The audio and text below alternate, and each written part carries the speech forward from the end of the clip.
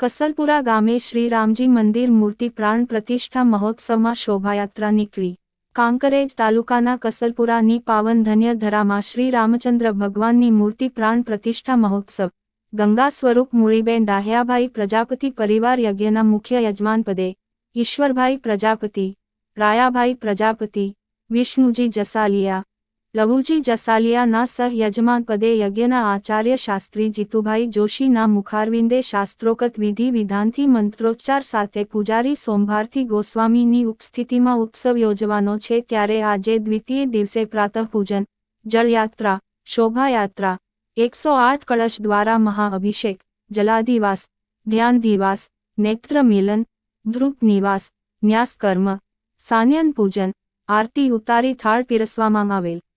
આવતીકાલે બપોરે 12:39 કલાકે વિજય મુહૂર્તમાં શ્રી રામચંદ્ર પરિવાર અને શ્રી રાધાકૃષ્ણ મૂર્તિની પ્રાણ પ્રતિષ્ઠા સ્વર્ગસ્થ મથુબેન રતિલાલ શાહ પરિવારના વરદ હસ્તે કરવામાં આવશે.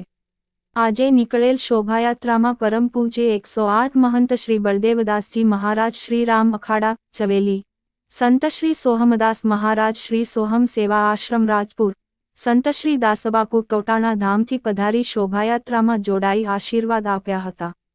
દશરથ ગોવાળીઓએ સાંસ્કૃતિક ભજનો તથા દોહા છંદની રમઝટ બોલાવેલ.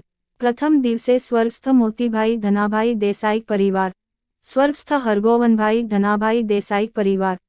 દ્વિતીય દિવસે સ્વર્ગસ્થ ડાહ્યાભાઈ કમાભાઈ પ્રજાપતિ પરિવારના દશભાઈ, મહેશભાઈ દિનેશભાઈ. તૃતીય દિવસે દેસાઈ રમેશભાઈ ધનાભાઈ તરફથી અને અનેક સહયોગી દાતાઓ તરફથી ભોજન પ્રસાદ આપવામાં આવશે.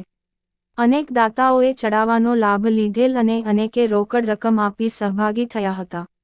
તેમ સોમાભાઈ પ્રજાપતિ, મુકેશભાઈ દેસાઈ અને ઠાકોર પોબાજી ભગતે જણાવ્યું હતું. આ અવસરે શ્રી કાંકરેજી હિંદવાણી પરગણા પ્રજાપતિ સમાજના સહમંત્રી રમેશભાઈ પ્રજાપતિ લુદ્રા, શ્રી આર પરગણા ગુર્જર પ્રજાપતિ વઢિયાર યુવા સંગઠન થરાના પ્રમુખ ઉમેશભાઈ સહિત વિશાળ સંખ્યામાં ભાવિક ભક્તો ઉપસ્થિત રહ્યા હતા.